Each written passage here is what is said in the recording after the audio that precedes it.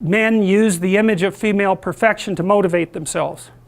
And that's exactly right. That's precisely what they do. You see that in the Tom Sawyer story.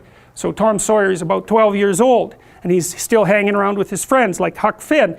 And this girl moves across the street, Becky, and she comes out, and he's struck by her for the first time in his life. Something's changed. And the first thing he does is hop up on a picket fence and show off and balance in front of her. And he's saying, well, look at me, look at me.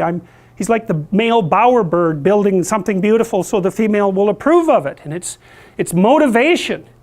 You know, and that's something that I think modern women don't really understand about men. They don't understand that, at least to the degree that males are uncorrupted and not bitter because of being rejected, they're doing everything they can to kneel before the eternal image of the feminine and try to make themselves worthy. That's the chivalry story, right? That's what you should encourage in your partner. So out of chaos emerges this first form. It's the feminine form. It's partly the form that represents novelty as such. So, and on one hand it's promise, on the other hand it's threat. That you wouldn't believe, and I don't know, because I don't understand the situation with women as well as I understand the situation with men, obviously, being a man. But I don't know if women have any idea how paralyzing they are to especially young men. A very large number of my clinical clients, but also young men I've talked to in general, are absolutely terrified of women because they're terrified of being rejected.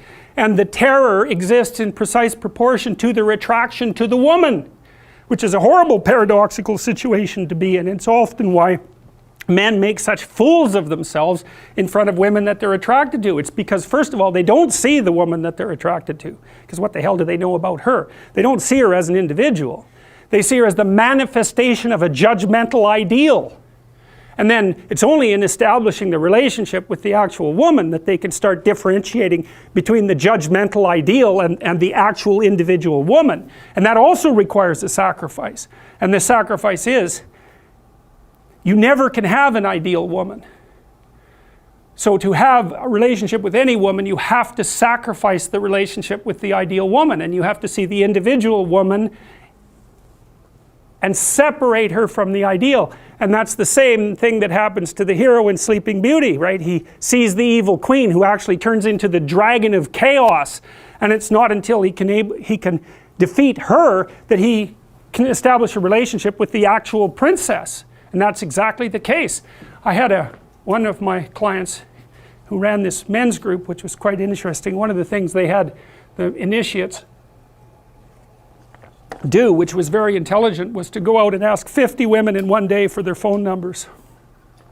Why? Politely, properly, you know. It was a game, but it wasn't a stupid game. And the idea was, get over your fear of rejection. And how do you do that? By encountering it continually and continually and continually, so that you're no longer paralyzed by this.